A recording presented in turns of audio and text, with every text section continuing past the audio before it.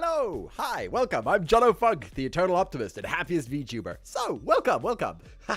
Sorry, almost late, almost, but not quite. So, how is everybody doing today? I'm feeling a lot better now. It's taken almost an entire week, but my snotty condition is recovering. So let us do the traditional. Hello, that guy. Hey, Vitch. Hey, that person, which is that guy. So both counts. And Daniel, Alex, welcome, Alex. I'm I'm really happy you're becoming a regular viewer. I hope you're having fun here. Well, I guess if you're still here, that means you are kind of having fun. You're late. Yeah, you are 60 seconds late. How dare you? But really, I'm really happy that we are getting more people all the time. Okay, yeah, my goal is to try and hit 1,000 subs before the end of the year. I know that's pretty close for 2 months, but we're gonna try. Nah, don't be sorry. It's all good. I am doing Jewel account tonight. Okay. That guy, you are crazy. All right. So there's K-Red's fan art. Let us switch music a little bit. Let's go with the background. Okay. So I'm just going to do a little bit of chatting before we dive straight into the game. It turns out we are actually fairly close to finishing it. So tonight's stream might be a short one, depending on if the game hasn't completely bugged out. Because last week we kept falling through floors and stuff, which apparently wasn't what was supposed to happen. So let's just hope for the best. I think one of the best things I can do is actually... I forgot to remove the fan art. Oh no, I was supposed to remove those ones. I'm sorry, bitch. My bad. Okay, so we will. I guess we'll just get started. Why don't we? To the library. Also, I might have to readjust. Nope. Why do I keep going to the library? There's 2 streams in a row that I've done this. Okay, let's see. Will it work, or am I gonna have to adjust things? Game? Yep, I'm gonna have to adjust things. Just give me a second. The joys of technical troubles. It's because Resident Evil was giving me so many problems. I had to do it in 1080p, which kind of messes up this thing. But we got it working, and that's what matters. All right. I need to catch up on chat. Yes, Jono, green Jono, grass type. If I could draw and wasn't lazy, that would give me an idea to draw all the Pokemon as Jono. That would be a lot of Pokemon. You've been talking to yourself for 11 minutes. That happens to all of us. Same bitch. Holla, banish Alex to the Shadow Realm for being late. No, never. Alex is gonna stay. Very nice fan art, Jono. Yep, I love all the fan art, to be honest. No, keep them. I want to establish Donovan. Okay, bitch. Okay. Also, when is the talk about Pigeon Jono? Okay, so normally when I'm doing like a voice acting stream or community night or a stream where I know I'm going to be talking a lot, I do a warm-up. And my warm-ups can be anywhere between 10 and 30 minutes, which one of them is basically tongue trills where you go... And when I was showing everybody one of my warm-ups, Vitch said that it sounds like a pigeon spitting bars, like rap bars, which kind of broke me. I kept trying to go while laughing, so I was like... that was very, very funny. Okay, so we have 5, 6 people? Okay, let's see if we can fix this, because it would really suck if I had to restart the whole game just because this level broke. I think the best thing I could do if I'm still stuck is to kind of die. I know that. Oh, there we go. See? Immediately I've glitched out. I felt wow. Less than a minute into the game, and I have to Alt F4 to kill it. Unbelievable. So yeah, I think we might have some troubles tonight, but we're going to keep suffering through. Oh no, straight into the void, right? I feel like I like my save file must have corrupted or something, because That's a hole. Can I... Okay, so note to self, don't fall down that way. I need to try and get upstairs and also not anger the house too much. So, let's follow this.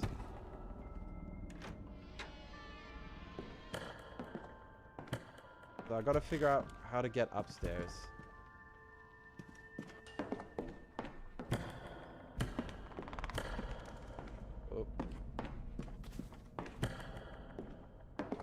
Also, chat, how have you been? How is your day going? Yeah, there's like weird floating stuff everywhere. Okay, house, I get it. You're angry. Okay, this is promising.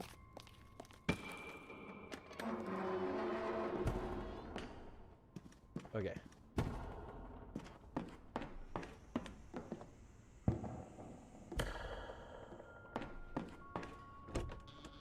Right, so I'm looking for the upstairs.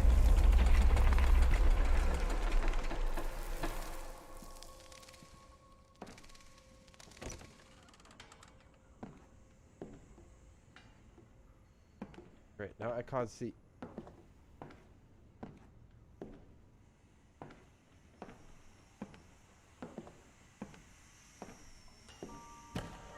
Ah, there we go, upstairs.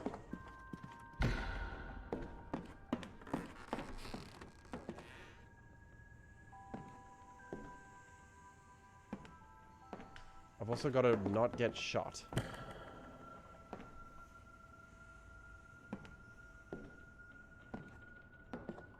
I am so going to annoy the house if I'm not careful.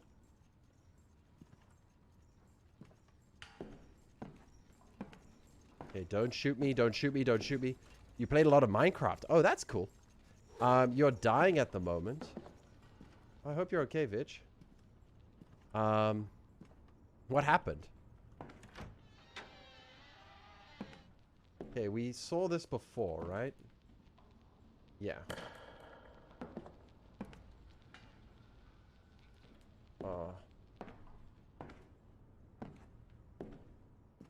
Also, is it just me or is the house, like, permanently angry now? January 2nd, 1893. I don't understand why my puppets or themselves to east when I should have. Each and every one pivots upon I hate it when I join an online game that says you're a YouTuber or an admin in that game, and I'd be like, do I look like an effing admin? Oh, which game? Oh, Minecraft. Okay, is this the one? Yes, this is the one. This is the one I'm supposed to go. I think. Oh, no. Yes. Also, the house has stopped being angry. Like, I can... Oh, God. Ah, of course I had to say it. Of course I had to say it. It's like, oh, the house has stopped being angry. It wasn't. Ow. I fell sick, was shaking the whole day and stuff. Oh my goodness, Vitch. Ah, I hope you get better. And that it's not the thing that YouTube will not allow me to say. Okay.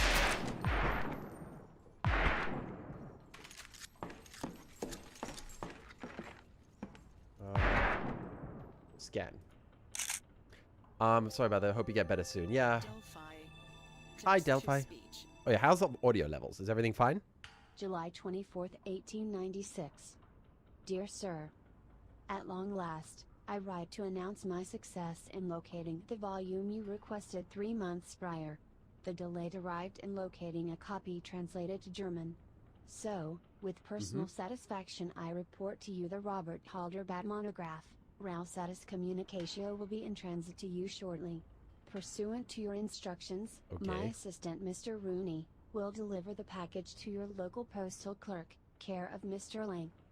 Please accept my sincere gratitude for your patience and the opportunity Am to I serve literally your listening to a antiquarian customer needs. service letter? Humbly yours, Thomas Mallard, Proprietor.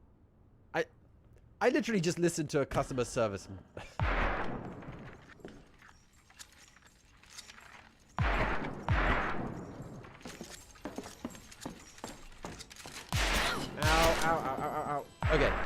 I think this is the right way. Ah! Oh, there's a hole in the floor there. Ah, I died. Damn, and I'd found the right place as well, where I was supposed to go. Gotta fix it here. Okay. Damn. This was the right way. And now I should be in the front of the house. Uh-oh. Or not. Oh, no. No. I'm spawned in the void again. I gotta kill the game. Wow. So, we're playing on hardcore mode, where I'm not allowed to die, because otherwise I can't even reload. Well, this is, new. Man, that's really unfortunate. Okay, so I gotta go up, and then I gotta find my way back upstairs. I'm just gonna follow the tracks. Yeah. Oh man, but I'm not allowed to get hurt either, because if I just run off the map, things are gonna go badly. Like that. Like, that's not supposed to be there.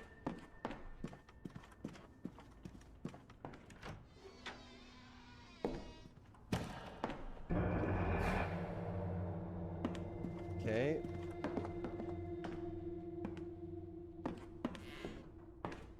Ha ha ha ha! And that's a hole in the floor. Okay, this is promising. You're kidding me. Oh, we saw this before.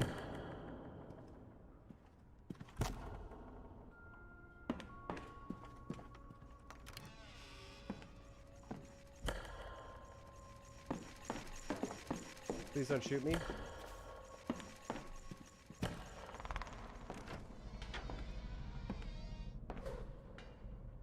Oh man, is this the right way? Miname! Miname, welcome, welcome. So we've established that my game is absolutely broken. And if I die, it's kind of a game over. But at the same time, I'm also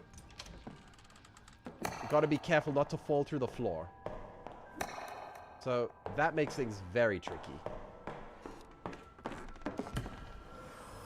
Oh, house is not happy with me. So, yeah, this is interesting. Tried to be optimistic. Nope, dead end. I took a wrong step somewhere. I think I gotta go back down. Oh! Yeah.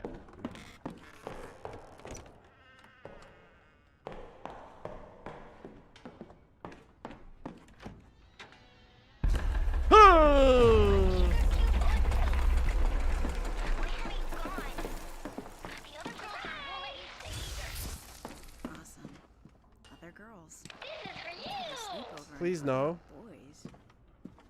Lissandra, welcome, welcome. So yeah, apparently I'm very close to the end of the game. I've just got to find my way upstairs. Like, it's really unfortunate that my game corrupted itself right as we were getting to the good spot. Okay, yeah, this is the way, this is the way. I remember this trapped one over here. So Lissandra and Minime, how you doing? Buenos, buenos, that person and that guy. Is buenos hello? I'm trying to get better at my pronunciation. My Russian is pretty good, though. Okay. Oh, Fred! Welcome. House is upset. Okay, I gotta go a little bit more slowly now.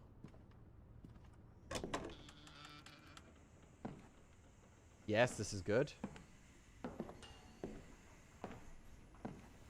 I'm looking for stairs.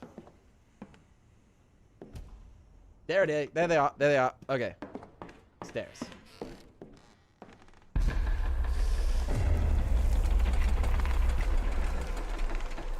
Okay. Annoyingly, I think I gotta go over there. But I've also gotta let the house calm down. Fred. Nice.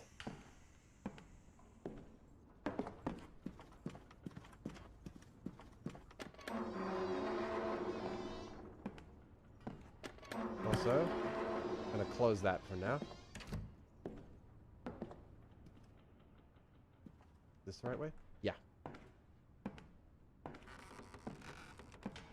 Man, walking on planks of wood as a blind person must be terrifying. Okay, we are here at the one that's watching. Okay, shoot me. Oh, come on. Ow. Okay. I gotta pull its aggro.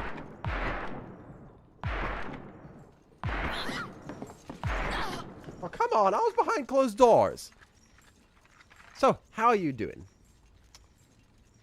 Hello. Hello. Hello. I'm just gonna wait for my health to recover.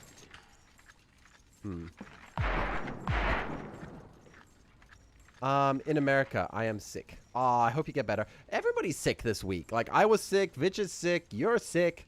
Who here is not sick? Say hi. In Russia, we are sick. Oh. Ow. Ow, come on, come on, come on, come on, come on, come on, come on, come on. Save. Why are there so many of them? Zombie? Ow. No! No! No! This is the room! No! This was the room! This is the floor I'm supposed to... Why? Why? House, why would you do this to me? No. There's no floor. And that's the door. That's the door I need to get to. Damn it! Datsu, welcome! Ah, now we're right back down.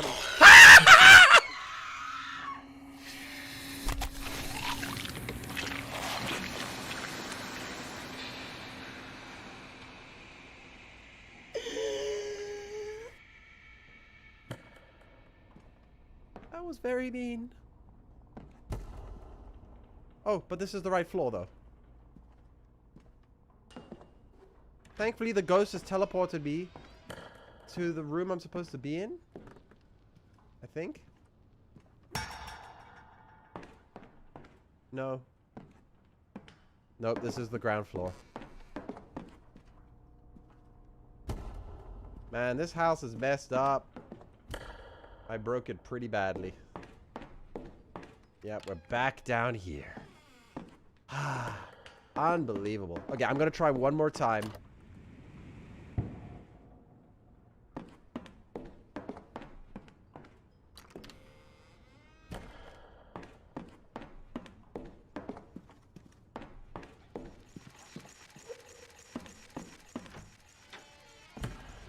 Nope, this twins are the wrong way. And this one's locked. Yep.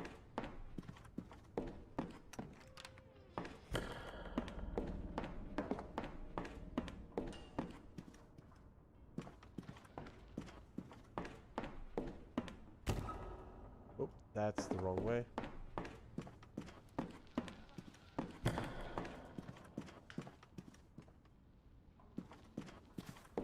Ah, so frustrating. Yes, this way, this way.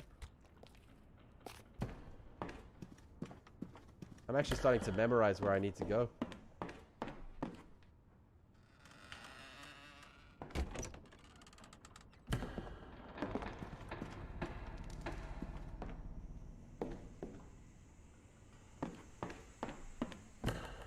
Yep, this way. Stairs on the right. We go up the stairs, which I can't see anything. Need to go through that door.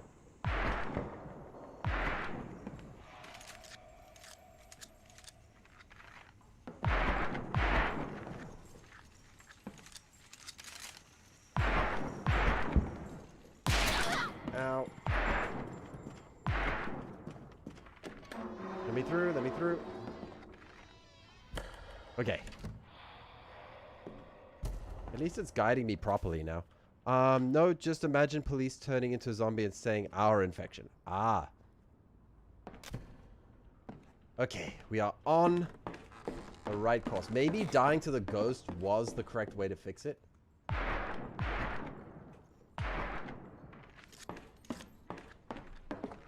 Because before it wasn't guiding me like this anymore, so...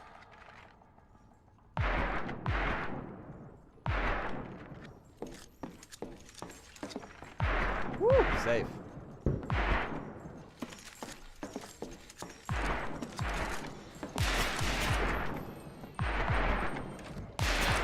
Now... Woo! Okay. We are in this room. But it hasn't spawned a floor.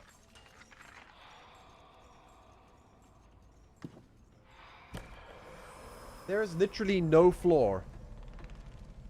I can't. I'm...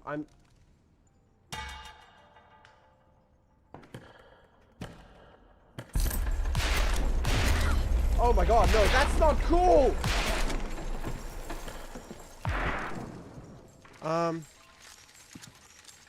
Okay, guys. My game is well and truly broken.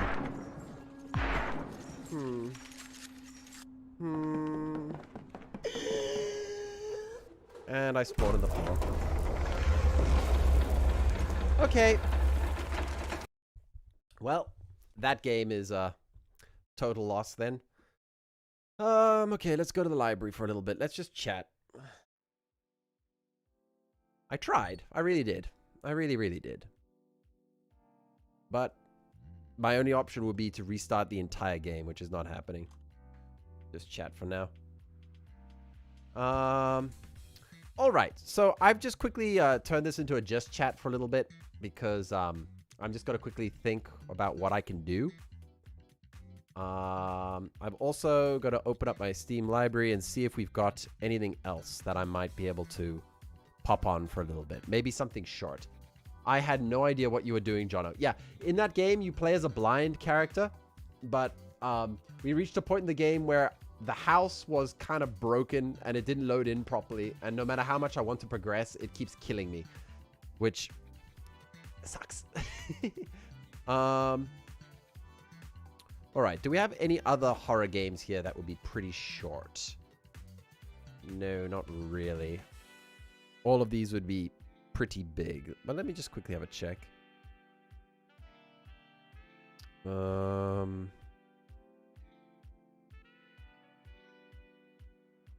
Yeah, all of these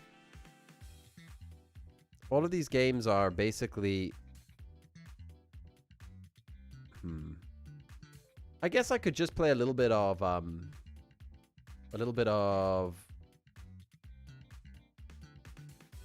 Brain is going dead. Where is it? Muse Dash.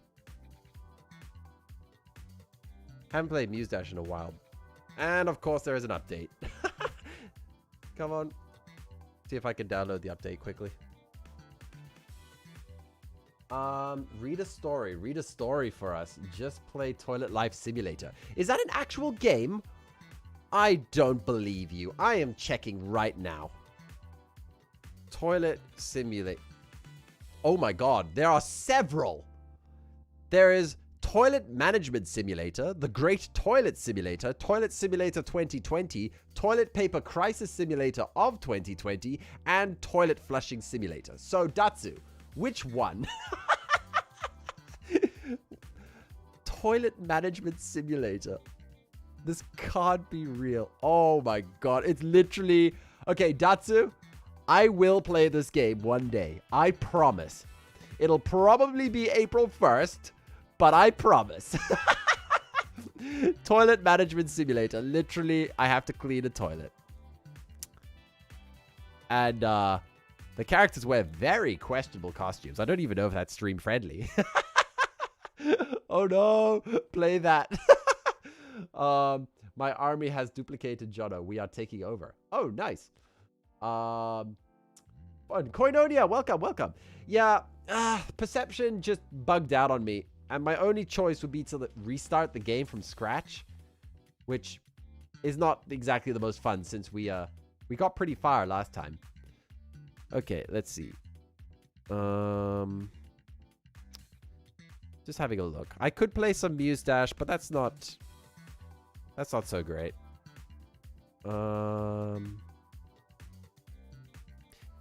Yeah, let's just play some Muse Dash. Why not? Tell us about the Five Nights at Freddy's lore. I mean, I know a little bit of it, but that would be, what's the word? Oh, wait, this might be very loud. Chat. At least you don't have the day I had. I would take a bugged game any day. Oh, man. Koi, why didn't you tell us about your day? Why didn't you tell us about your day? All right, so... Oh, someone rear-ended my car earlier. Can I ride you instead? Okay.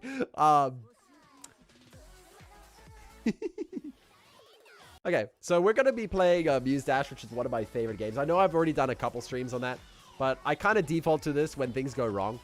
So, come on, give me that master. All right, hopefully the volume isn't too bad. And for those of you who haven't seen me play this game before,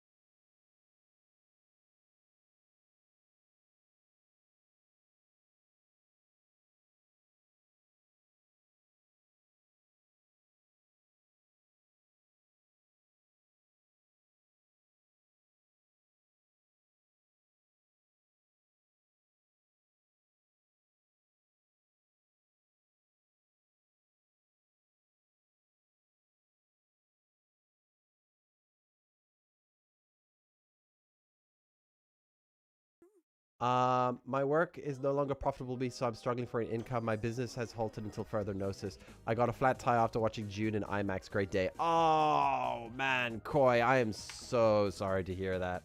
Well, I hope we can get a couple of laughs. Let's go for something that's not so cutesy. Okay, there we go. Oh my gosh, Jono, you're so bad. You broke your combo. I know. We'll get a full combo eventually. Man, so dead tired.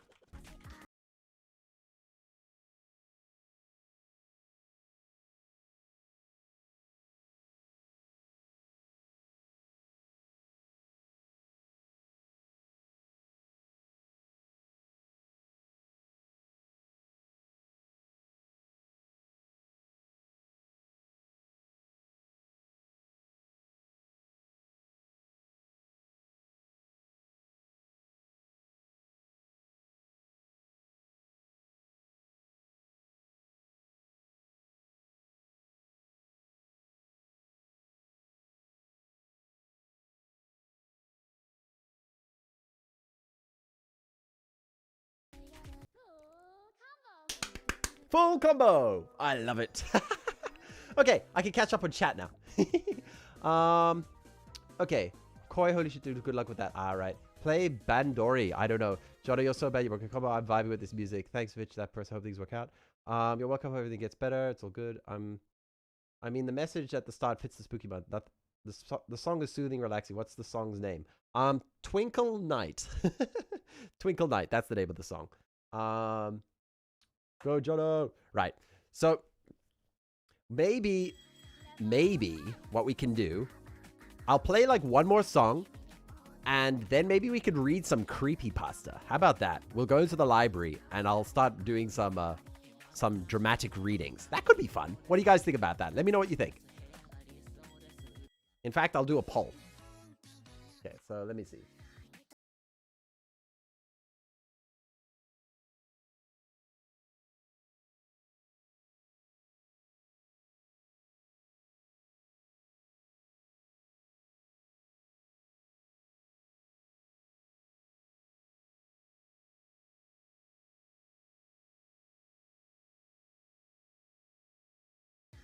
Okay, let's pick another song. Oh, this one's fun. Let's go.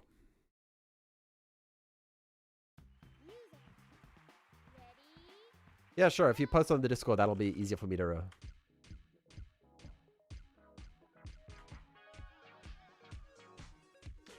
Okay, that's fast. Wait, didn't I play this? Yeah, I just... I just played this song. I thought, I was like, this song sounds oddly familiar. What was the chance of that?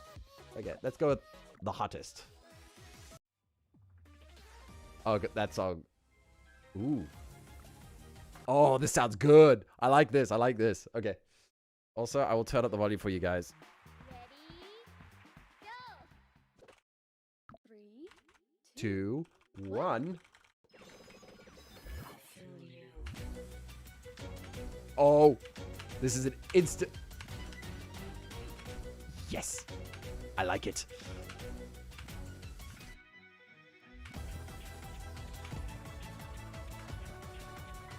And I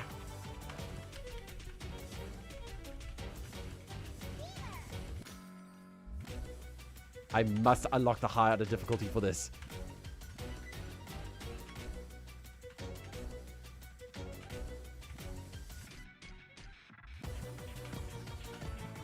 Oh.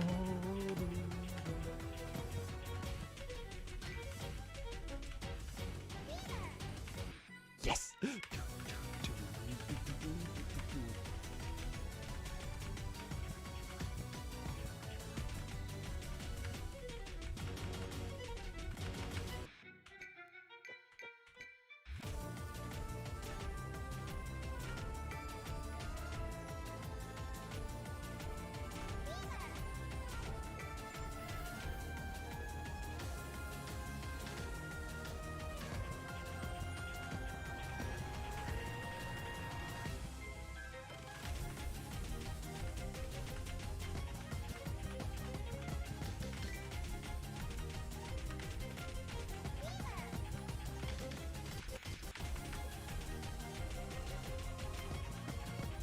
Oh, breathe, Jono.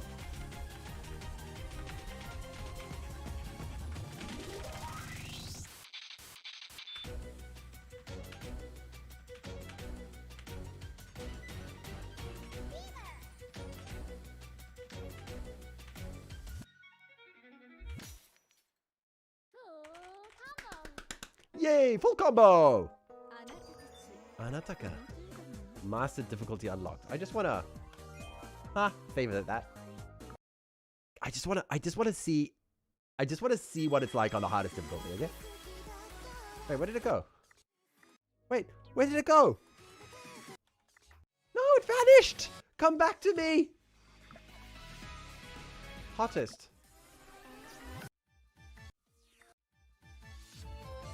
No, that's not it. No! Where did you go?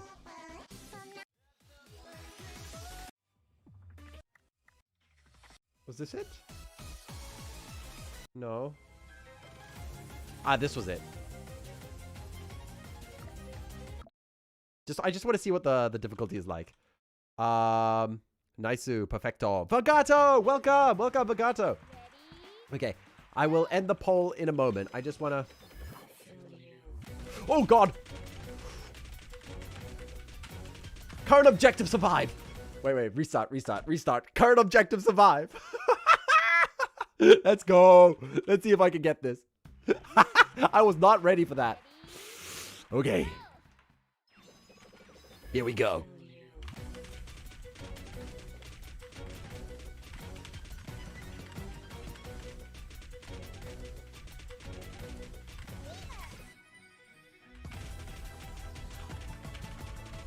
Nope.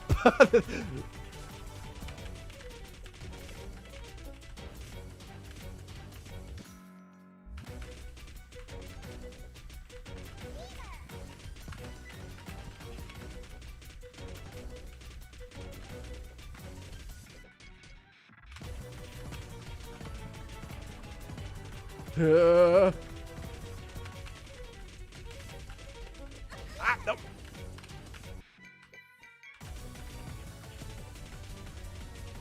I can see the fifth dimension, people.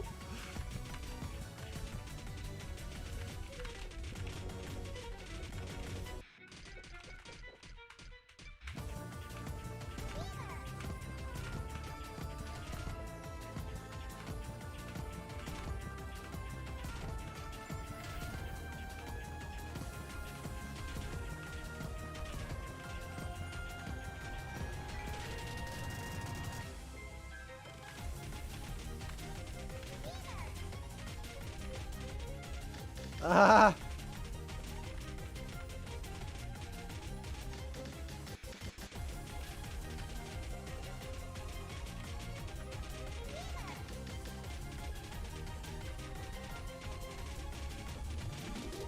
Oh, fingers!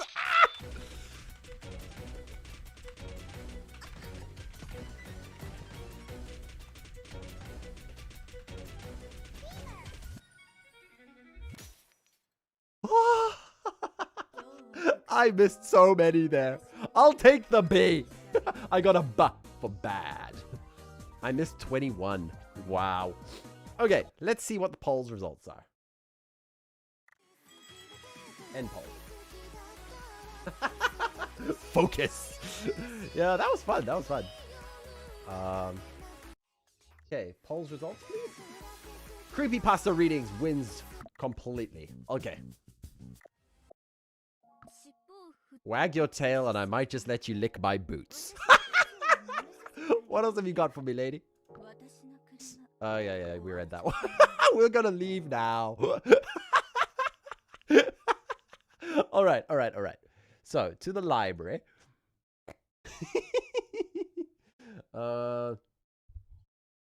Okay. I don't have my Discord open.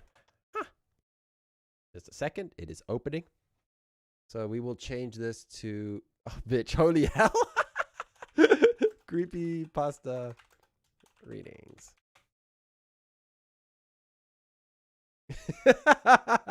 I don't like the lady's dialogue. Okay. So change to streamer mode. All right. So where did you guys post it on the Discord? Probably in the chat room, I'm assuming. Nope. Chaos, maybe? Nope. In Jono Funk, there should be a community collab if anybody wants to post pasta. Did I take paste? Hey Datsu. Okay, I like the word pastea. Pastea.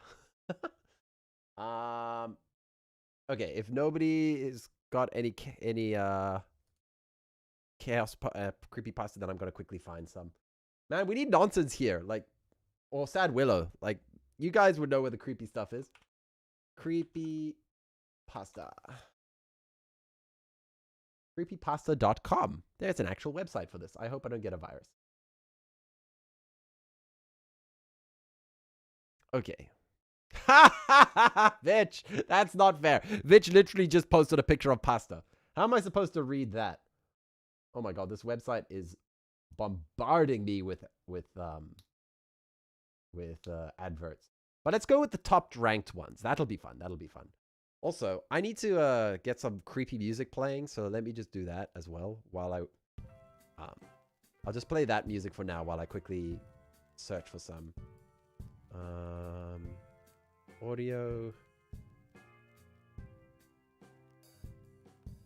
music horror. Okay, this one should be fine. Okay, I know we heard this a lot, but it's the only copyright free one I have. Okay, we're kind of winging tonight's live stream, all right? We're just winging it. We're doing it live. All right, so let us find one of the highest rated ones.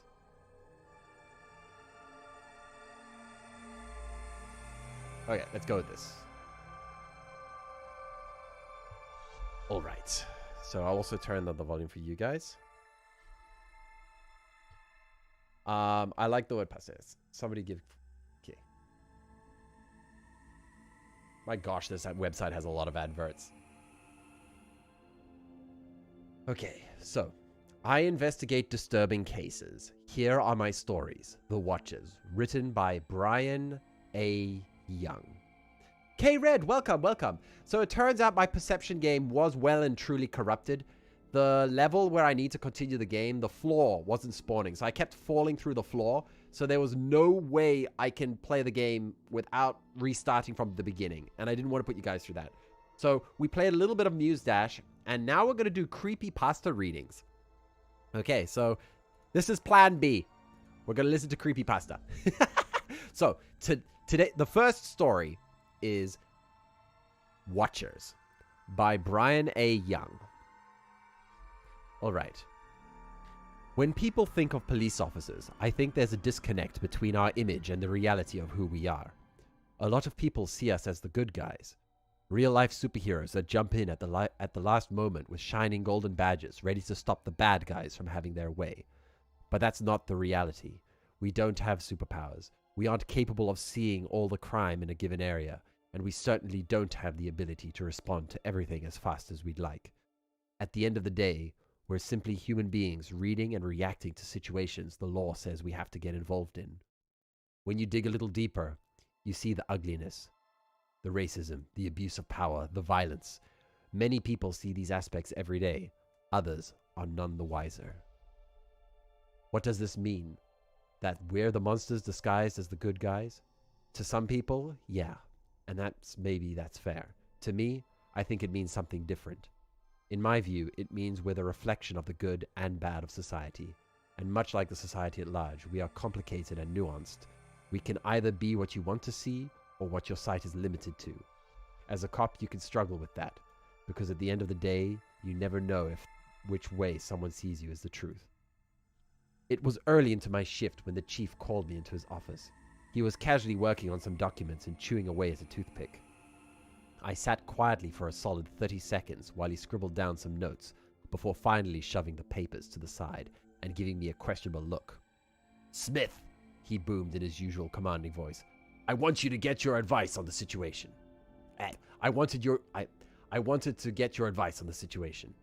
"Of course," I replied, "so long as it's not the relationship advice, because I will definitely lead you down the wrong path to divorce in like 2 months."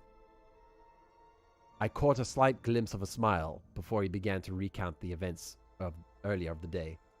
"A single mother, Mrs. Wilson, I believe the name was. She came in here yesterday begging to talk to one of our higher-ranking officers. I was down in admin to grab some of this paperwork, so I was within earshot of her request.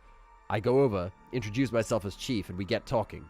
She tells me that she needs a police protection ASAP and wanted to make a direct plea with someone with authority to make it happen."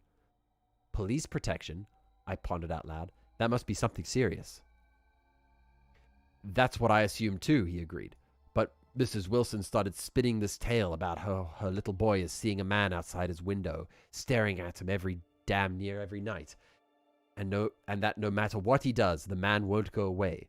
Of course, being a good mother, she always goes to check on him, but every time there's no one there.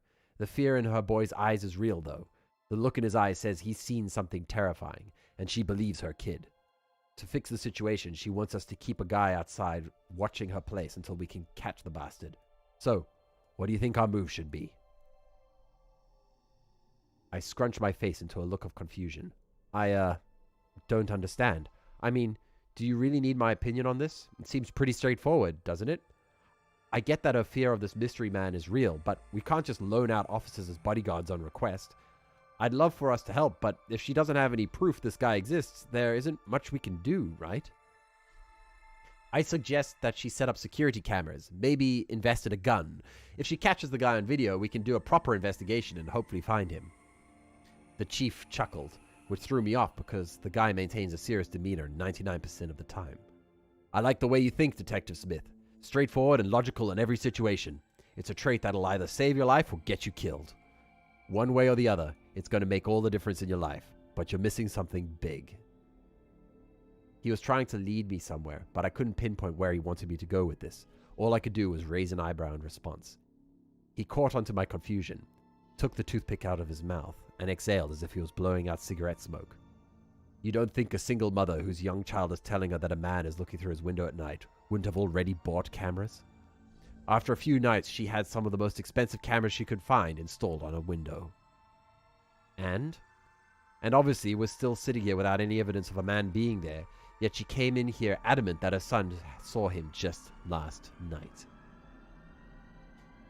It took a moment for me to put the pieces together in my head. I didn't understand and how in the hell that could be possible. Could someone have some device that interrupts the security camera feed? Or maybe the boy is seeing things?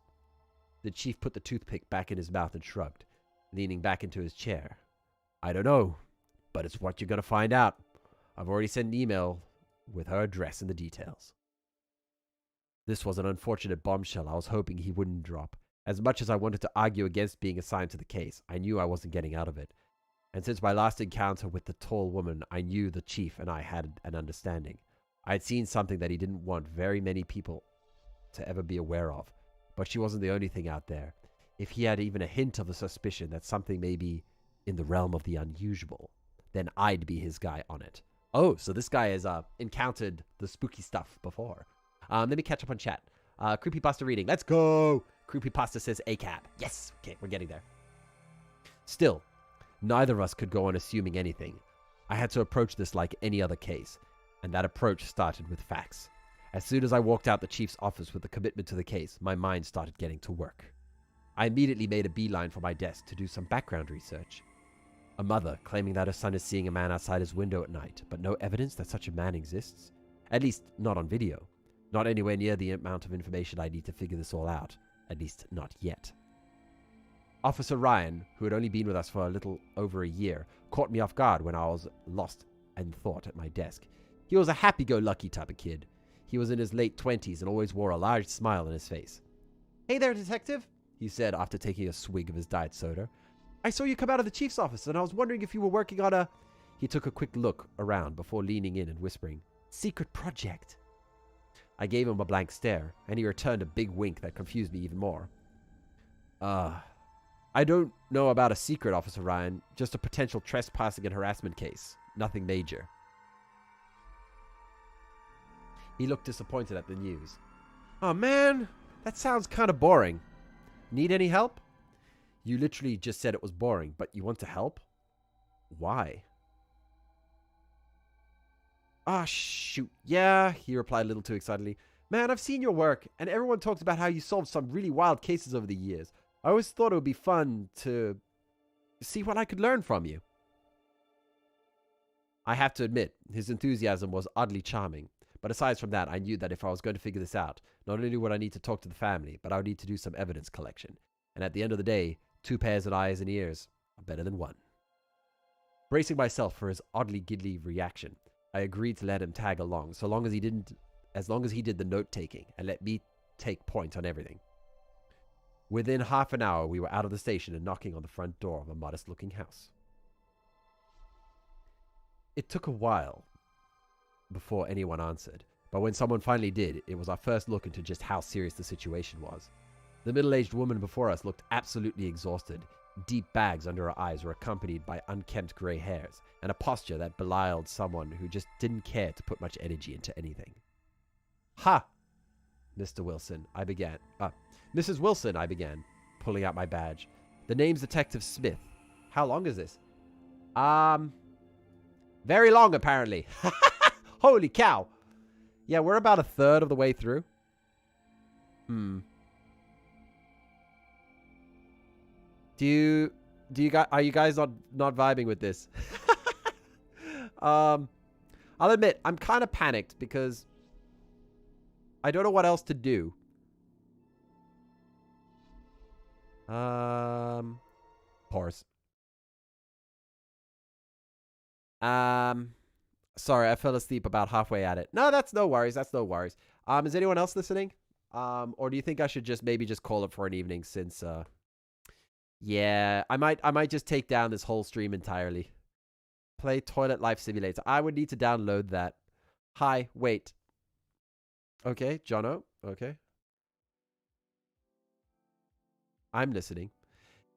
Yeah, the story is like super, super long. I'm almost done with my creepypasta on Discord. Personally, I'm good. Okay. Wait, I'm enjoying it. All right, well, we'll continue. Maybe I'll just put on... Let's see. Maybe I can... Just a second. YouTube. Let's see if I can find some copyright free creepy music. Creepy background music. There we go. 1 hour of royalty-free copyright of creepy music. There we go. So I'll leave this playing. Can you hear it? All right. Okay, I'll keep going. Then. Mrs. Wilson, I began, pulling out my badge. My name is Detective Smith, and this is Officer Ryan. We're here to talk to you and your son about the strange person you've been seeing in your home. May we come in? She blankly scanned our badges. When it registered who we are, her mood noticeably shifted. Oh, come in. I'm sorry the house is a mess. She quickly herded us inside her living room while calling for her son Lucas to come over and greet us. Everyone seemed to be moving so fast that I was almost caught off guard by the sleepy-eyed boy who seemed to materialize in front of me. He looked about 12 years old and physically mirrored his mother. His exhaustion was apparent by the way he was constantly rubbing his eyes and yawning. Lucas and Mrs. Wilson took to the sofa while Officer Ryan and I sat across from the chairs we borrowed from the kitchen. Do voice impressions. Okay.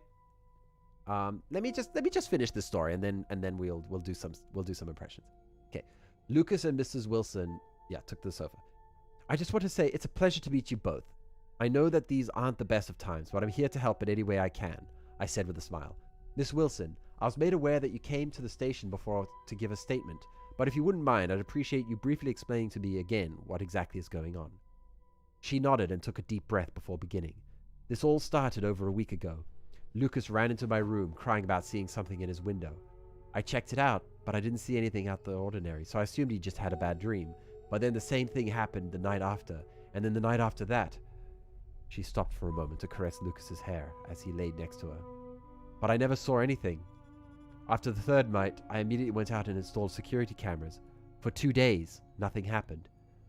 I'm thinking it's over, but then all of a sudden, it started up again. That same night, I went to check on the cameras and saw nothing. But I know my son. I know he wouldn't make this up.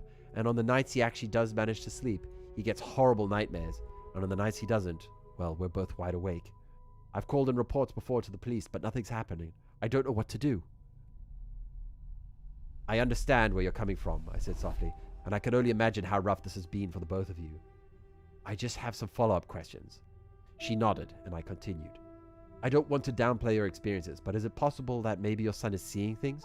Is there any potential history of psychological disorders in your family? She almost sounded offended by how forcefully she gave her answer. What? No. My son isn't He's not seeing things. Officer Ryan cut in. We're not suggesting he is, ma'am. We just wanted to have everything straight so we can approach this properly. There have been instances where many things that aren't as they appear, and we don't want to arrest someone over a small mistake. Mrs. Wilson took a deep breath and nodded in approval. He's never had these issues before, and there was a time Lucas's father and I thought he may be suffering from ADD, so we took him to a specialist for a few weeks. As far as we know, everything is perfectly normal. And what of the father? I cut back in. Do you have a good relationship? We do, she answered. Lucas stays with him over the summer, and they talk every other night on the phone. He and I actually have a better relationship divorced than we ever did together. Still, I'd appreciate it if you'd send me your ex-husband's info. We'll run a background check and make sure everything is okay on that end.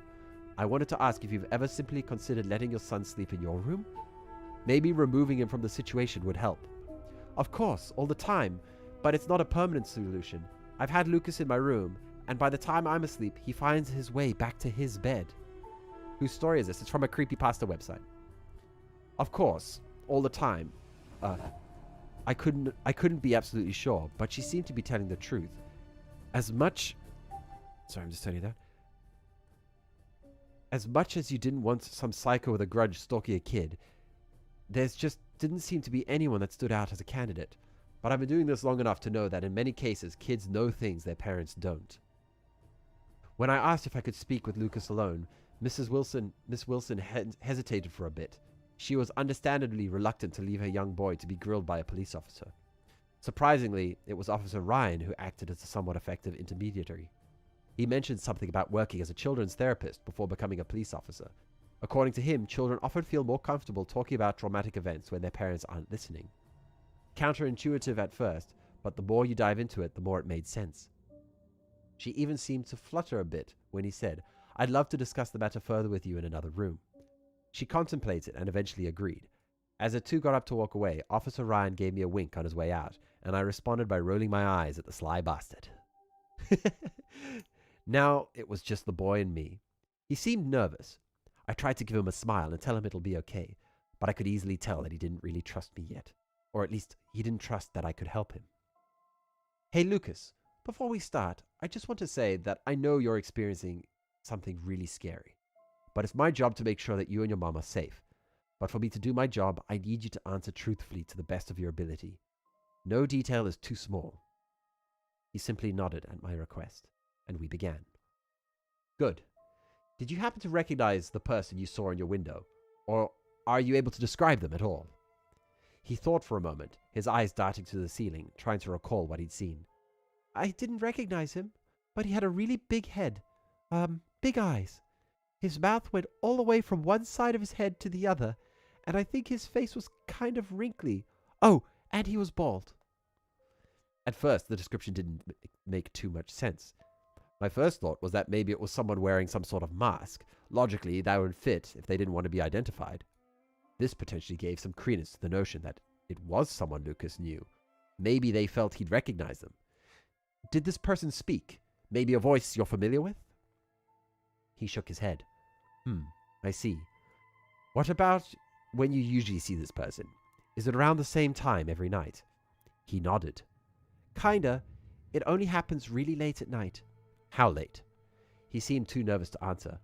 "Don't tell my mom, but 2 or 3 a.m.? I'm not supposed to be up that late. If I'm not up already, then sometimes I wake up randomly and he's just there." I laughed. "Don't worry, Lucas. I won't say anything. You can trust me. But you really shouldn't get out of bed earlier. But you really should get to bed earlier," I said with a wink. "Your mom mentioned sometimes you'd sleep in her room, but you'd go back to your bed. If you're seeing this scary person in the window, then why do you go back?" He shrugged. "I don't know. I don't even notice, really. I just wake up back in my own bed." Possibly sleepwalking? I thought. After asking him some standard follow-up questions, I eventually brought his mom back in to wrap up the interview. I decided to look around his room to see if I could find anything of note, but everything seemed to be in order. The only thing of interest was Lucas's blinds were drawn. I questioned him how he could see anything outside his window with them closed at night. This was something that his mother had already spoken to her son about, but Lucas was adamant that they were always already open whenever he woke up in the middle of the night, even if he knew they were shut when he went to bed. Odd, but potentially significant. Out of questions, Officer Ryan and I gave them our contact info and made our way outside. I told Mrs. Wilson I'd get back to her on the request for the officer's surveillance, but I'd rather look into this through other means first. I couldn't get over how little sense this all made. Nothing seemed to fit, and there wasn't a good place to follow up a lead with. All the facts I had before me appeared meaningless. A man in a mask that showed up at 2 in the morning to scare kids? If he was a kidnapper, Why just look inside the room?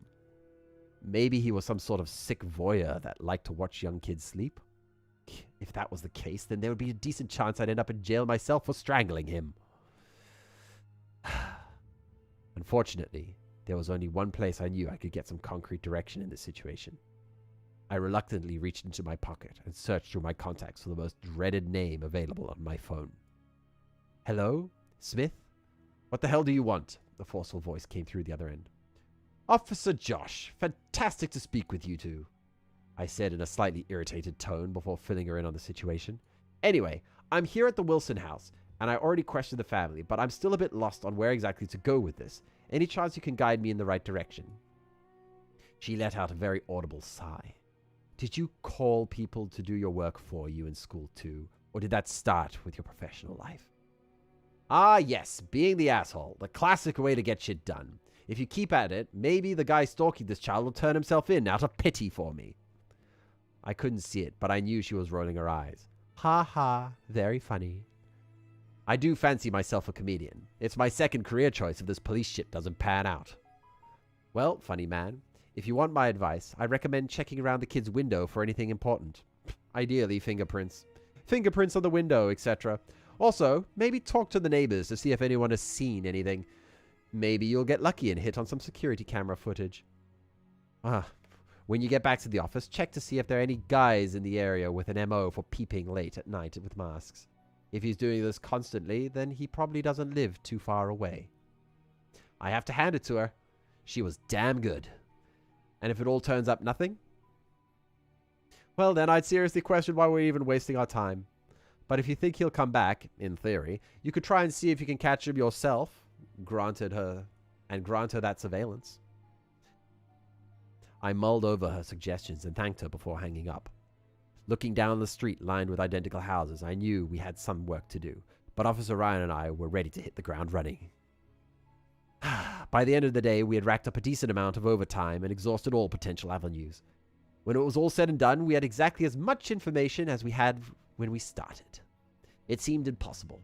If there really was a guy running around peeping on kids, how could no one have seen anything?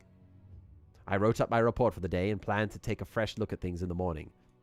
However, I didn't get that comfort as I heard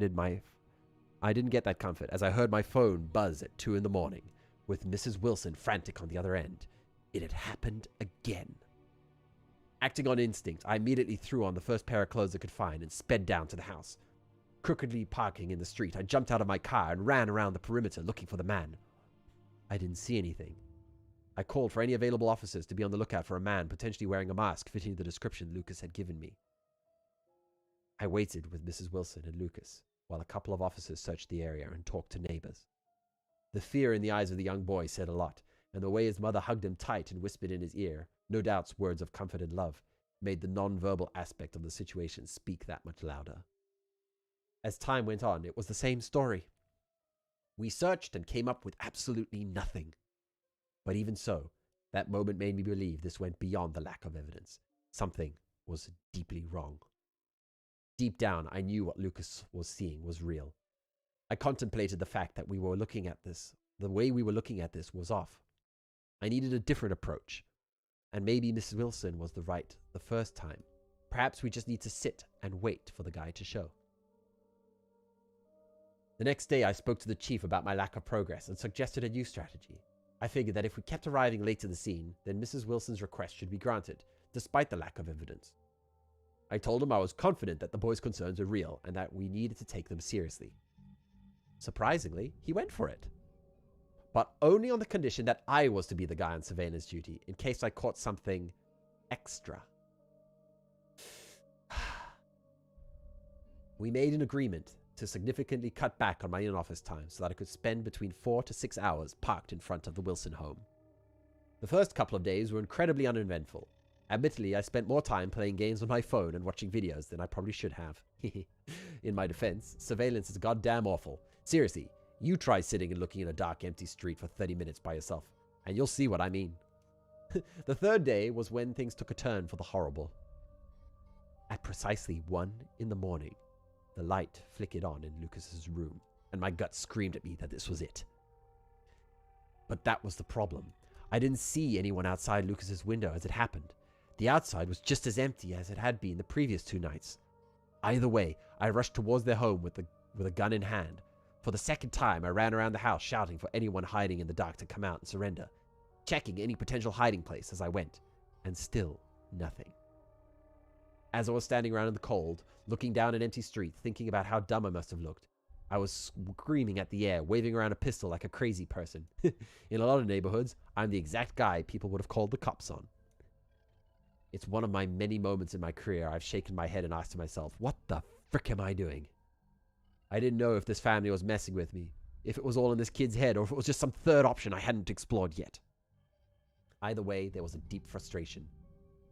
One that was different from other cases. See, I could deal with having the puzzle pieces and not yet figuring out how to put them all together. But when you don't even know if you have all the pieces at all, or if you're even completing a puzzle, it makes you question what the hell you're even doing with your life. I fully intended to confront the 2 over this. If they were messing with me, then there'd be hell to pay. But when I finally entered the house, I was quickly met by Mrs. Wilson. She insisted on showing me something I'd never in a million years would have expected. The large imprint of a hand was staring back at me from the other side of the window.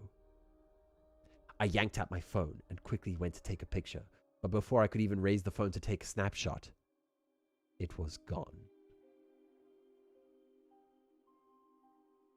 A million questions flooded my mind. I'd been staring directly at the window when the lights were turned on. I'd run around the whole damn house, and there wasn't an iota of evidence that a person was out there. I called for an officer to come by and help me collect evidence in case there were some pieces of DNA we could still gather. While waiting for them, I wanted to talk to Lucas and Wilson again. The familiar faces of distress were present, but this time I could pick up on something different. An expectedness. It was almost like I could hear them asking, "What are you going to do?" And frankly, I didn't know the answer. My conversation with them was standard. I asked basic questions I'd asked people millions of times before. What did you see? Did you hear anything? Was anything off today? Etc. Nothing of note came back. The eventual searches for DNA also left me with nothing. All I could tell them was that I'd try again tomorrow, and I'd recommend they stay with a family or in the hotel for the rest of the night. As I was walking out of the house for the second time to regroup, Miss Wilson stopped me at the door. "Do you have any children, Detective Smith?" she asked. Her question froze me for a moment. It took me a second to regain my composure before I turned and replied with a clumsy, why do you ask? What would you do if it were your kid?" My first thought was, I'd do everything for him. But I knew that wasn't the type of response she was searching for. Be there. I'd be there to protect him at all costs. That's what a good parent does. "Yeah, it is," she replied softly. "Please take care of my son as if he were yours." I nodded in understanding and walked out without saying another word. As I got into my car and made for the drive home, I tried to zone out an instrumental playlist, the kind that is playing right now in this stream. I was doing my best to phase out the night's events out of my mind. But my best wasn't good enough. My mind was buzzing. How could there have been a handprint? I was there the entire time and saw nothing. No person came up, and there certainly weren't any cars. I needed a new and innovative way to catch this guy, or convince the family to move out of time. But by the time I got home, I'd figured it out, a new angle to pivot towards. It was a solution so simple that I almost laughed at myself for not doing it the day the chief gave me this case. I realized I needed to take my own advice and be there for Lucas. I decided that if I were to sit inside Lucas's room every damn night until I were to face that bastard behind all of this. Miss Wilson was hesitant when I brought up the idea the next morning, which was understandable. But with some pushing and a phone call with Officer Ryan, whom she seemed to take a liking to, I eventually got the green light. I hopped up on energy drinks and sheer force of will, and I sat in that chair, staring at that damn window while Lucas slept on the other side of the room. 10 p.m. Nothing. 11. Nada. The clock struck 12, and I was still seeing the same thing as before. 1 slipped into 2, and I could feel my eyes starting to get heavy. I looked over at Lucas, who was illuminated by his nightlight, and I watched him for a bit. A small smile was on his face. The way he shifted around ever so slightly indicated that he was having a dream. A good one. I'd seen that face many times before on a sweet sleeping child. At that moment, I couldn't help but reflect that smile back. Something about that moment reminded me why I was going to so hard to protect this kid. An inner feeling to right a wrong. But I was so damn tired. My mind was sweet-talking me into the idea that a quick nap couldn't hurt. As my eyes slowly closed shut, my entire being was cut off from the world. Until I heard a scream. I quickly shot up from my position and snapped my neck towards Lucas, who was cowering on the bed, staring at something. I followed the line of his sight to the window, and I couldn't believe what I was looking at. It was indeed a man, or some kind of twisted approximation of one. His entire pale head nearly filled the window. The massive eyes and dilated pupils were locked in on the boy, and even as I reached for my gun and pointed it directly at him, he never broke his gaze. A thin, wrinkled mouth stretched from ear to ear in a neutral expression. Still, it heavily contrasted with the rest of his smooth and utterly hairless face. He also appeared to have a sizable beak-like nose that came to the point well below his thin lips. His nose almost seemed like an arrow pointing down to his rotund body and bone-thin arms, both spotting liver spots, as long grey hairs covered his face. But perhaps the most disturbing thing about him was that he appeared to be completely two-dimensional. It was as though he resided within the thin walls of the glass, instead of being on the other side of it. It was almost as if he was being projected onto the window, but that was impossible, as there was no light coming from the other side. No visible projector into Lucas's room. "Lucas, move! Go to your mom and tell her to lock the door," I screamed. But he didn't need to be told twice. In that instant, he was gone. After he was out of the room, I backed up towards the door, locked it behind me with one hand, and kept my gun pointing at the window. Now the man's massive eyes shifted towards me. His lips went from neutral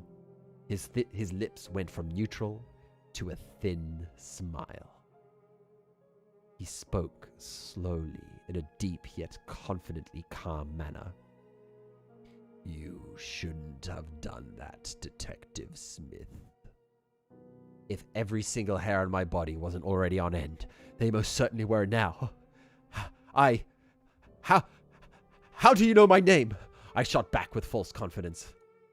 "Knowledge is critical. I know you and your mistakes. We all do," he replied matter-of-factly.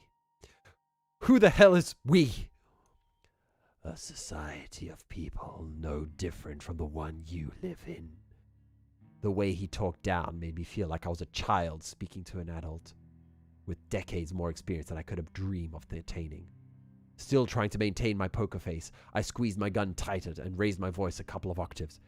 "And why is your society attacking this family? Why attack Lucas?" "Attacking? No. I am simply observing.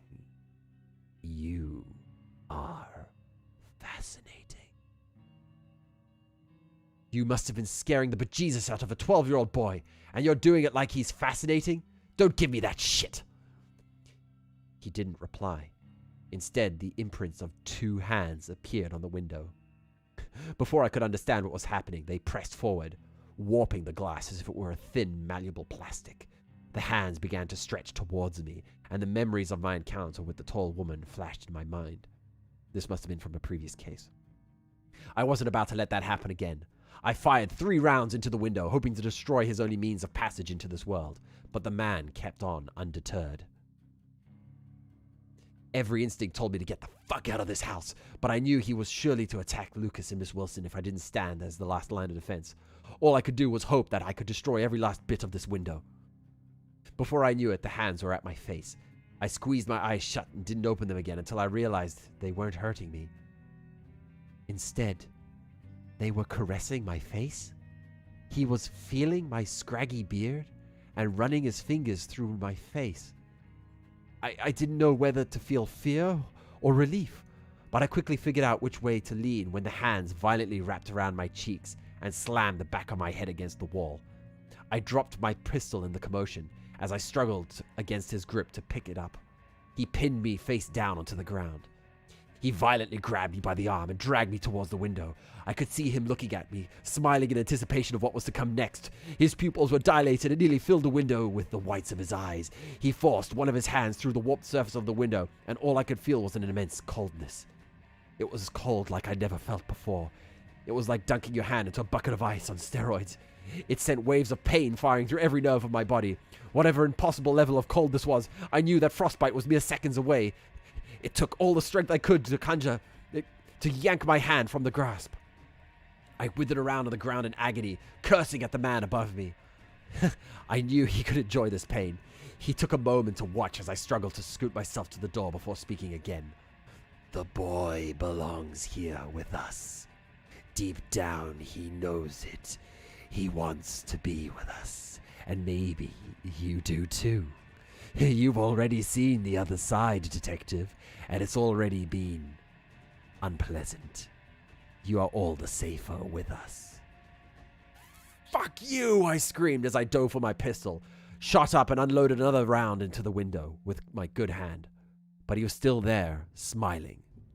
In a rage, I began to bash out large holes with the butt of my gun. But by the time my anger had subsided, I had to take notice of the fact that the man was gone. All I was staring at was a large hole and the woods on the other side of the home. I needed a moment to relax.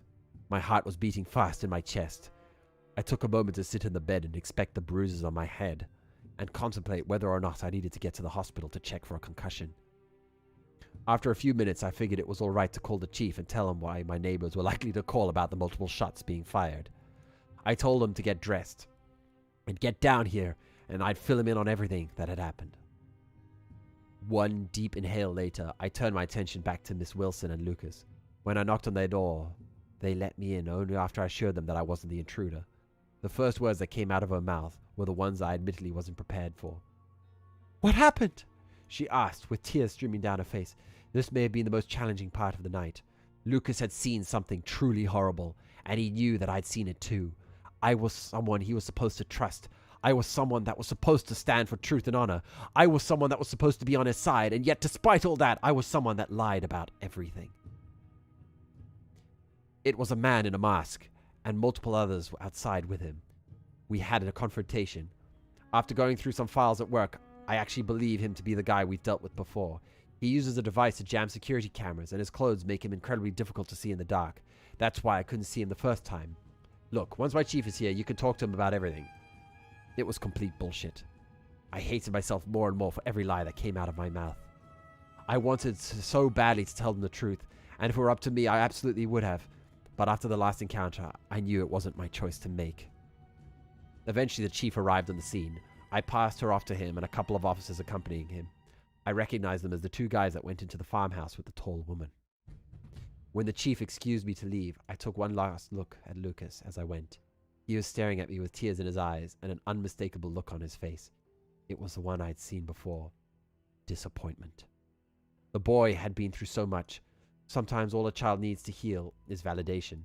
They want someone to acknowledge that they believe what they're saying is true. And what I did was took that chance from ever happening. It hurt. In the coming days, the two of them were relocated across the state. They were lied to about a dangerous type of mold growing under the home. They were told a giant sinkhole was forming under the house, putting the whole property in danger. Miss Wilson was led to believe that none of this could have been fixed with a reasonable budget, so it would make more sense to move. With the additional belief that a fresh start for Lucas, she obliged. My chief told me he did his best to keep up with them. From what he's heard, there hasn't been any reports of anything unusual. This, of course, was fantastic to hear. I even opened up a special bottle of wine with Detective Joss one night to celebrate. In the weeks following, everything went back to normal. Everything outside my personal life, at least. We all go through periods where we feel like we're being watched. That feeling was coming on much more strongly than I had typically noticed. It didn't matter whether I was at home alone, or driving in my car, or just taking a walk. I'd always seem to catch myself doing a double take, as if I'd hear something that sounded awfully close to a voice, or I'd seen a figure just out of the corner of my eye. This came to a head when, after a shower, I was doing my facial scrub routine in the mirror, when I undoubtedly saw a man behind my reflection. I nearly had a heart attack when it registered it as that familiar, large face. The man from Lucas's window was staring into my soul, a broad smile plastered on his face. I avoided looking at it myself, in any reflective surfaces, for an entire month and a half after that.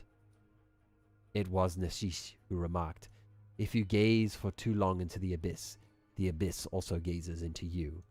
I'm not sure if he understood how right he was, but it's a phrase that holds more meaning to me more than almost any other. If anyone can help it, I urge him to avoid looking at that abyss at all costs. The darkness that stares back at you is never worth satiating your curiosity. Stay safe, everyone. And that was it. That was a pretty good story. Yeah, so basically, as Vitch says, it was a creepy anime man living in the windows. And that there is an entire society of them watching, waiting, wanting others to join them. That was fun. So, what did you guys think of my narration, my reading? So, Mr. Police Officer has now got a stalker of his own. Okay, that person. I will check out your creepypasta now. Jono, can you read my story, please? Absolutely. Oh, and it's nice and short. Not as long as that other one. Your reading was nice. Thank you. I did stumble on a couple of sentences, but considering I went in completely blind, I think that was decent. Decent performance. Drink the tea. Uh-oh. I loved your reading. Thank you, Kay. Thank you. Okay, let us read that guy's creepypasta. Okay, so. That guy. Creepypasta attempt. What happens when people are late to Jono's stream? If you show up late to a Jono stream, you may not think much of it, but it is a death wish. So, basically, many people know about the different colors of Jono Funk, the VTuber. Red, blue, green, and inverted. But nobody knows about the hidden one. The one where you meet when you do your late streams. If you're late to Jono's stream, you'll be sent into the Shadow Realm. Not just any Shadow Realm. It is a Shadow Realm where you meet Black Jono. I mean, pitch black Jono, not the skin color. When you meet the Black Jono, he will whisper into your ear. The Paceogram fitness test. And as you die because he did when he kills you. Oh no, when he kills you, you die. Black Jono is capable of speaking the correct language. He bullies his viewers, and he can talk to birds smaller than a hydrogen atom. Black Jono is also very good at Roblox Squid Game. If Black Jono realizes you have a dog, cat, leaf, or body pillow, he will eat it. He is a bit hungry. Black Jono also is able to kill Red Jono because he doesn't like red. Black Jono is also in an intense sexual relationship with Inverted Jono.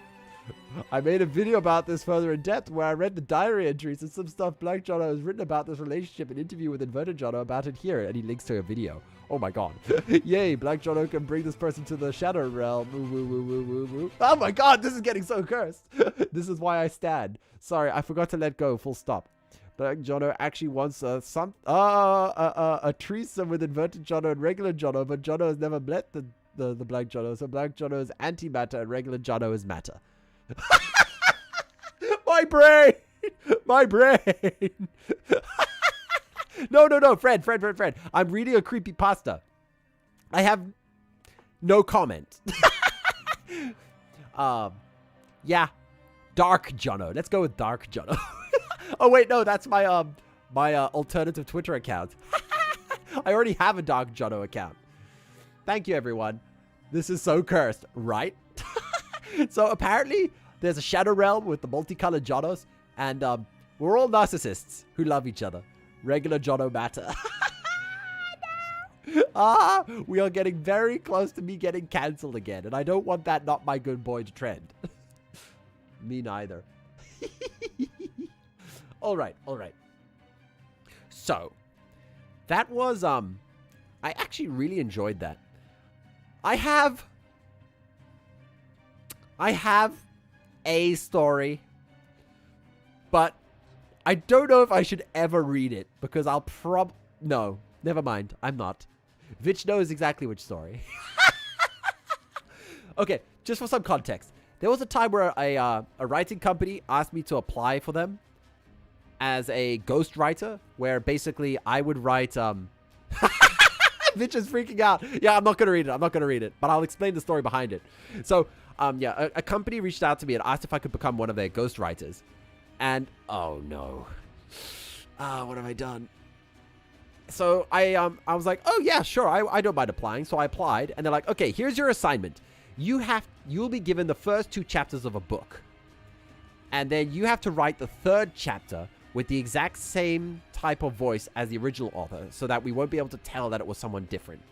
And I'm like, yeah, sure, I can do that. Well, about 3 sentences in, I realized that this is one of those teenage werewolf erotica type stories. And I read the first 2 chapters, and the 2nd chapter ends on a cliffhanger with let's just say leading into a very, very raunchy and spicy scene. And I was like, oh my god, for this job interview, I have to write werewolf erotica. So I did. And I think I did a pretty damn good job. In fact, they were really impressed with it. They were like, okay, well, for the next round, we'll do it as a paid assignment. And then they actually had to put a freeze on Jono has written a yeah. I don't know. Do you guys actually want to hear this? Because it's pretty cursed. I'm just gonna let you guys think about that.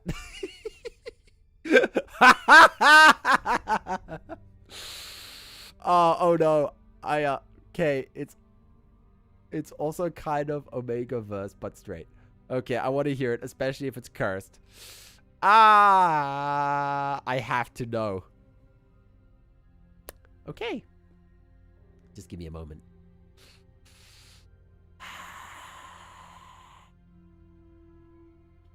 If you guys want to know what the original story's name is, it's called Millennium Wolves. Okay.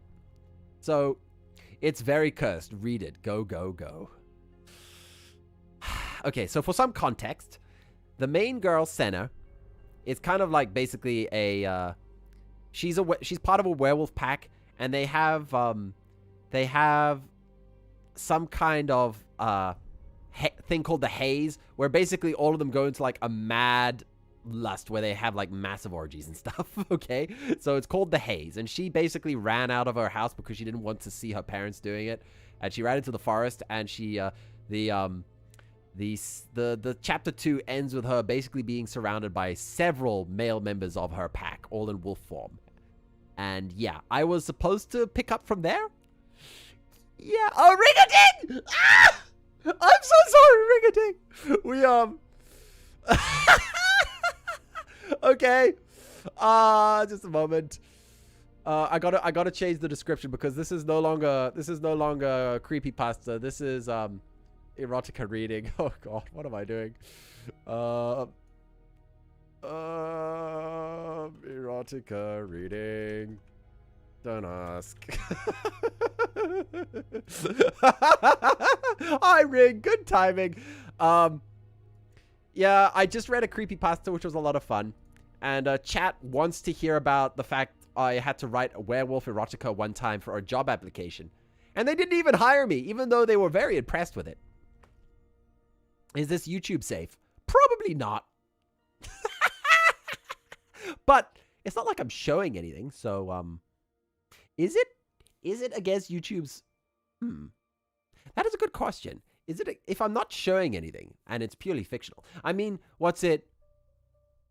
Teenagers are allowed to buy like 50 Shades of Grey and stuff. So, you know, they can read the books. It's just the audio-visual element that seems to be the legal problem. So, that is a good question. Very terrifying. Is this YouTube shit? Wait, werewolf. Okay. So, with that context in mind, chapter 2 ended with her being surrounded by a whole bunch of male werewolf friends who are all being driven into a mad frenzy. We'll put it that way. Okay. It's really going to happen. Finally. No, wait, please, no. My brain had turned into a scrambled mess of conflicting desires. The excitement and terror. I can't do this! I can't! Because it's in first person, so I have to read it as if it were me. I can't! Ah. Ah. Ah. Ah. Ah. Okay. I have an alternative solution. Okay? I'm not going to do this live on YouTube, but I will read it on Discord. Okay? So I will read it to anyone who wants to come onto Discord, okay? I can't do this live. It is it gets very, very spicy. So, yeah, I think what I'm going to do is I'm going to end the stream now because we have been going for an hour and a half. Jono, I don't have Discord. Read it here now.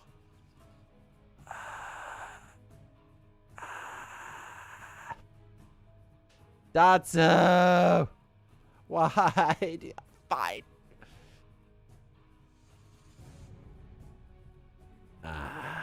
Library. I just joined. Okay. Okay. Okay. Fine.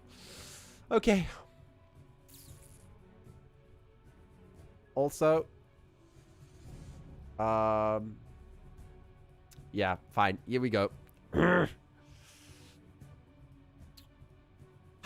Pain Pecco, Pain Pecco. Okay, here we go, here we go, here we go. It's really going to happen. Finally. I mean, no. Wait. Please, no.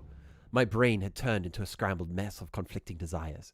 The excitement and terror leaves my legs feeling weak, forcing me to lean against the rocky wall. By the way, she's still in wolf form. The 5 wolves, sensing my submissive movements, close in with intent. If my mind wasn't being racked by the haze, I could probably recognize who they were. Everyone in the pack has a unique scent, especially Aiden. Aiden was the alpha of their pack, and obviously she's interested in the alpha. Aiden! The thought of our alpha manages to break me out of the haze. A fleeting moment, but precious seconds I'll be eternally grateful for.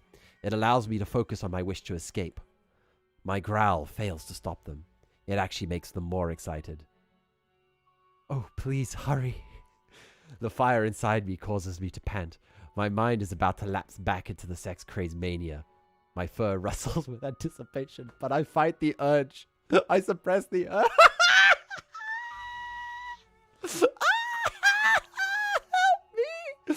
Help me! Okay. I pour all my emotions, the rage, the fear, the swirling desires into a single bark. It is the loudest voice I have ever made. It scares even me.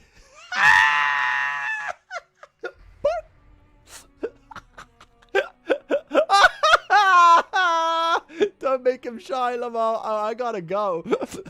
Bye, ring-a-ding. It scares even me. The 5 males hesitate. Could it be possible the haze is wavering for them as well? But such hopes are crushed as they leap on me with carnal desire. No! All I can do is scream to my head. Deep down inside, this is not what I want. 3 years. 3 years only for it to end like this. With men I won't even remember in the morning. A brush rustles. The smell of blood and danger fills my nose. The wolves who are on top of me quickly turn towards the source. They growl in unison, hackles raised. This is the sound I've never heard before. Instinctively, I know it is a warning to an outsider, an enemy, a wolf from another pack. That's when I notice that, there are only 4 of the males standing by me. The 5th is pinned below a stranger. Golden fur and piercing blue eyes, he is beautiful and proud. Why did I choose this description? No! 18 plus. My heart involuntarily races as the haze urges me to mate with one of such power.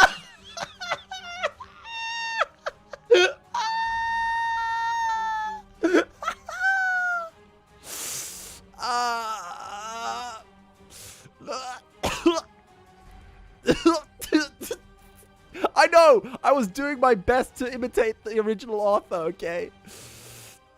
It was for a job. I got paid. Not even mine was this bad, Lamau. Okay, the 4 wolves attack together, but their numbers are ineffective against his strength. He moves swiftly and counters with precise bites. Within moments, the males are all injured and limping. They fail to achieve even a single scratch on him. Shut up, Kay. Shut up. This was before my design. It becomes clear the stranger is beyond them. If he had wanted it, they would have been nothing but corpses. Realizing this, their tails curl between their legs and they flee, most likely to call Aiden or some other high-ranking member of our pack. Aiden, our alpha. The most powerful wolf in the pack, one with unquestionable strength. Could it be that this is also? The gold wolf steps closer. He cleans the blood around his mouth with a lick. The haze kicks into overdrive as I expose myself to him.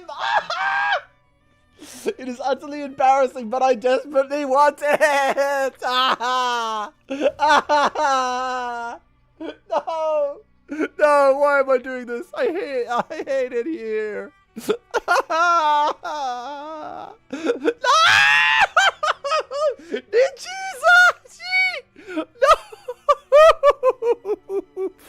No! No!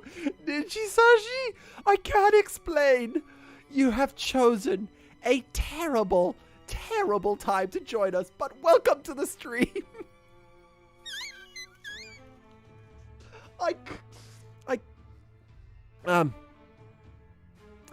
We're not even halfway.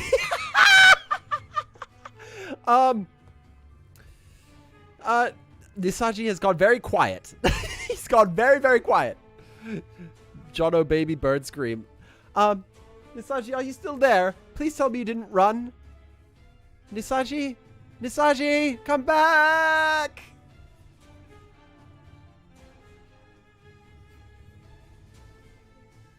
Okay.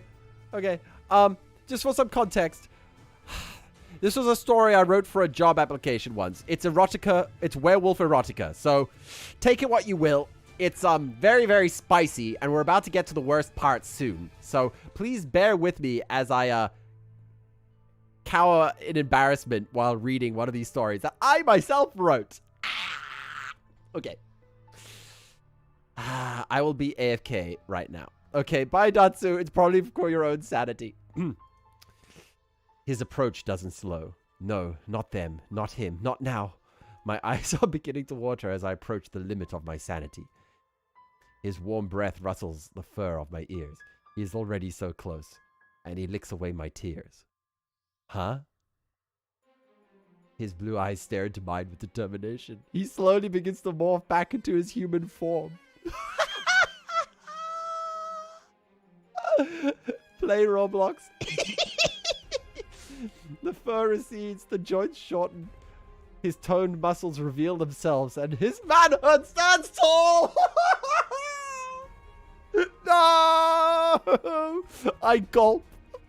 My throat is inexplicably parched.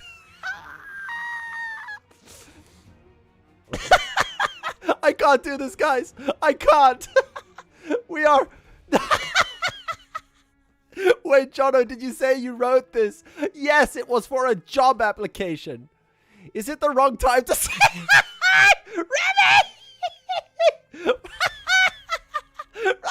What? Okay, we are done here. We are done. I am going to the welcome room right now because I cannot handle this embarrassment anymore. Remy, go. No, okay, just for some context, I wrote where a company gave me a job assignment for an interview, and I accepted it. And then when they sent me the assignment, it turns out it was for one of their most popular stories, which is a werewolf erotica. It's called Millennium Wolves. So I was trying to be a ghostwriter for them, and they really liked it. Vitch wants me to continue.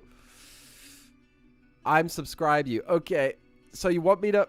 That picture came up. Oh, come on, Jono. Fine. Oh, fine. I'll continue. Oh my god, Jono. Yes, chat basically asked me to read my erotica story to them. So, now I am. And it hurts. It really, really hurts because it gets incredibly spicy. So, BRB need the toilet. Well, that's great. Okay, so, I can completely understand if you don't want to stay and listen, but I am going to fight on. Okay, my throat is inexplicably parched.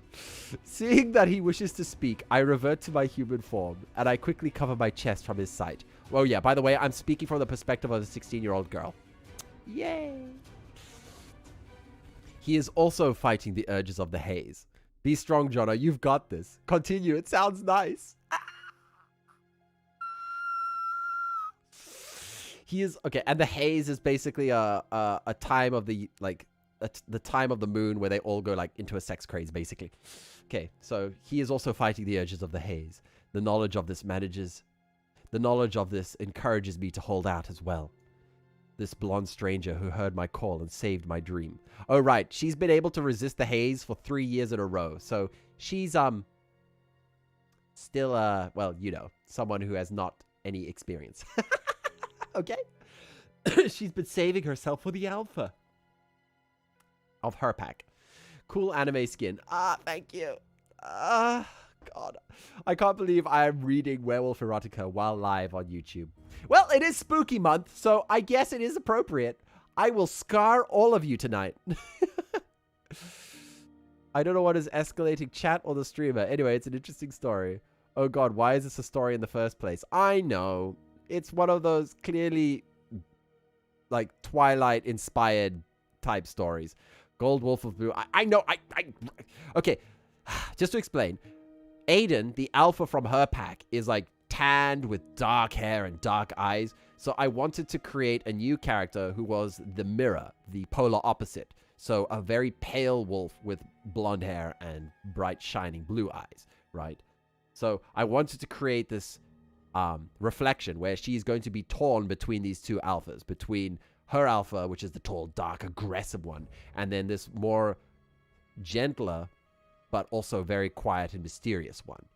Because the Aiden has already been established that he's very much like an alpha in the true sense of the word, where it's like aggressive alpha. Okay. Can you play Fortnite? No. I played it once. I got stung by a wasp while playing. I never played it again.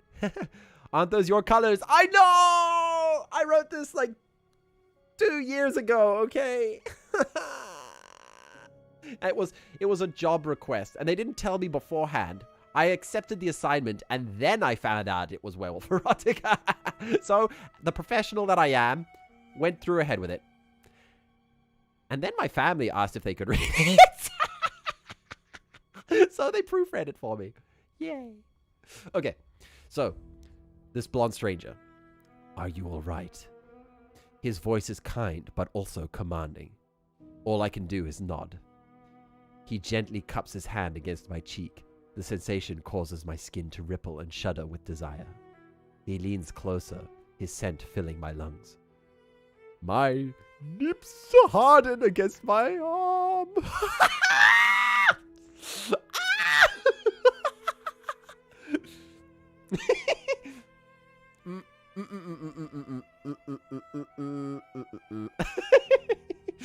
So her boober pointer's hard. This is so embarrassing. I will relieve you. I'm not given a moment to comprehend his words. We kiss. Deeply and passionately. Everything I wished for my first kiss to be. But who is he? Oh, who cares? Jono, why do you have to describe it like that? Because I'm trying to avoid the YouTube bot from censoring me. I tried to resist, but this feeling is something I never want to end. His powerful arms wrap around me, and I respond by adding more force to my kiss. I almost entirely give in to the haze. This is why we need Jono fanfiction, people. His hand pulls my arm aside, exposing my chest. I break away from the kiss in a panic, and yet he is calmly watching me, those ice blue eyes staring straight into mine. Despite the haze, he still sees me as a person. He pulls me back and we kiss once more. His hands trace down the side of my back and up towards my breasts. Those powerful hands, which defeated 5 wolves at once, are surprisingly gentle as they take hold of my body.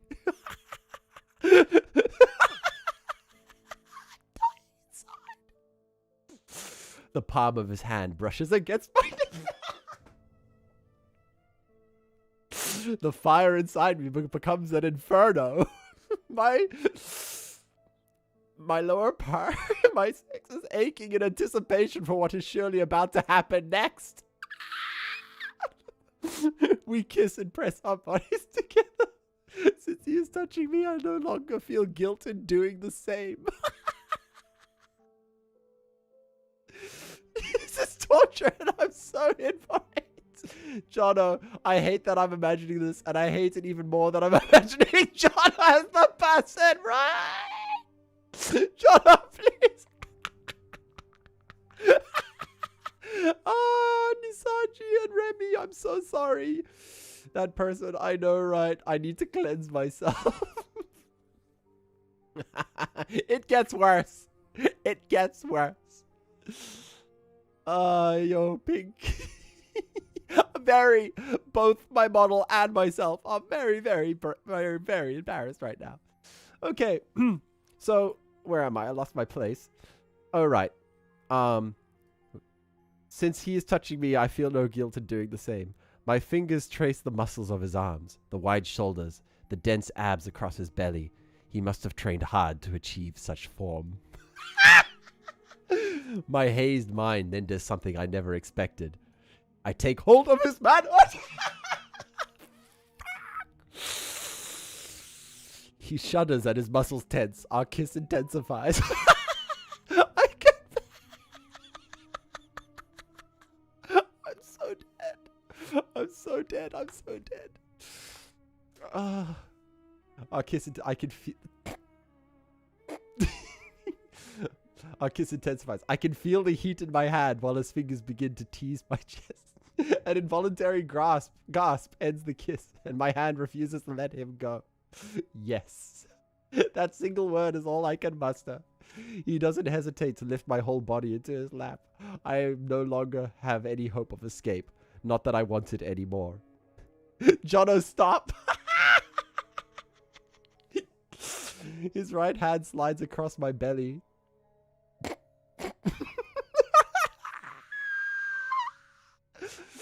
Towards my, well, you know where. All I can do is stare at him with pleading eyes. He reassures me with silent acknowledgement and continues. Finally, his hand reaches its destination. The touch jolts my entire being. He caresses, causing me to gasp again. Pog, I don't want a werewolf doing that, and it's worse because you wrote it. I'd forgotten that I was still holding on to it. A pulsation draws my attention to it, and I begin to imitate his actions. I can't do this, guys. Oh, okay, we're nearly there. We're nearly there. Revenge for the embarrassing noises he's forcing out of me. Moving in unison, we pleasure ourselves. I am surrounded by his muscles, but he is also at the mercy of my hands. We continue in silence, our bodies shifting in the dark. Only the occasional moans and grunts give our location away to the world. I'm going. Goodbye. I'm so sorry, Remy. I'm so sorry. I will be doing a normal stream on Thursday. I promise. I promise. It's because my game broke today. Okay? My game broke, so I started doing some creepypasta readings. And then chat wanted to hear about my, well, this. Remy? I feel so bad now. I hope he doesn't subscribe. Okay. I gotta finish this now. I've gotten this far. I can't not stop. Traumatized. I am so sorry, Remy. Please don't leave forever. I promise I'll never do this again. I have to finish it, though. So, if you do go, please take care. And I'll see you guys on Thursday then, okay? I'm really, really, really embarrassed. But I gotta do this now. You can stop. No, I'm committed now. An intense sensation is approaching. I know it will rival anything I can achieve on my own. My back arches just thinking about it.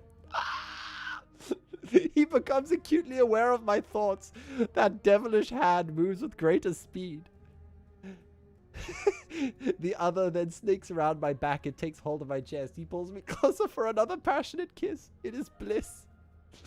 My hands move to match his pace. The effect is immediate as he begins panting. We're both nearly there. So close. He breaks away from our kiss with eyes wild with passion. Pushing me down, he bites into my right shoulder muscle. And we, well, we finish together. Yes. A loud scream escapes me while my body violently shakes. It doesn't seem to end. My mind turns blank with waves of pleasure assault my senses. His weight pins me to the ground, but I'm still shaking in bursts. Oh, fuck, why did I wait so long? Let's do it all. I love how you traumatized Remy. I'm sorry. His this part's disgusting. His warm release escapes from his tightly crossed manhood, and yet he pulls me closer anymore, and I'd lose my breath. I can hear the jagged growls mixing with his heavy panting. A sharp pain stings my shoulder. The bite has broken the skin, but it isn't too deep. We finally separate.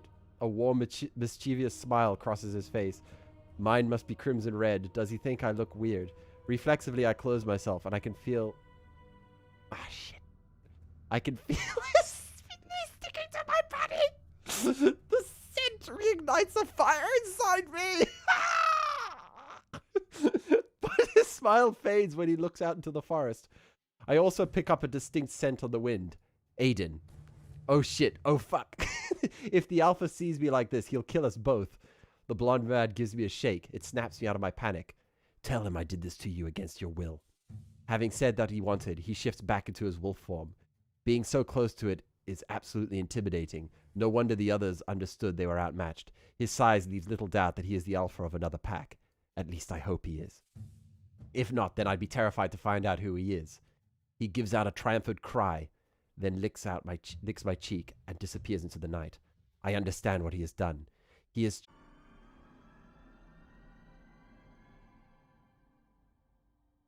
Hello? Woo! Louis Padilla, welcome! Welcome! Can you see me? See me?